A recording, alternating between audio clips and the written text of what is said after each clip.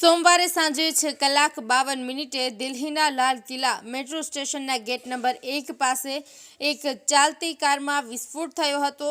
2 મહિલાઓ સહિત 9 લોકો માર્યા ગયા છે અને 24 ઘાયલ થયા છે। મંગળવારે સવારે વિસ્ફોટ પહેલાના સીસીટીવી ફૂટેજમાં એક સફેદ i20 કાર પાર્કમાંથી બહાર નીકળતી દેખાઈ હતી। આ કારમાં આતંકવાદી ડોક્ટર મહંમદ ઉમર હોવાની શંકા વ્યક્ત કરાઈ છે। પોલીસનું કહેવું છે કે ઉમર ફરીદાબાદ મોડ્યુલનો ભાગ હોઈ શકે છે। તાજેતરમાં જ જમ્મુ અને કાશ્મીરમાં પોલીસે હરિયાણાના ફરીદાબાદથી લખનઉ સુધી એક ઓપરેશન હાથ ધર્યું હતું અને 2000 કિલો વિસ્ફોટક જપ્ત કર્યું હતું।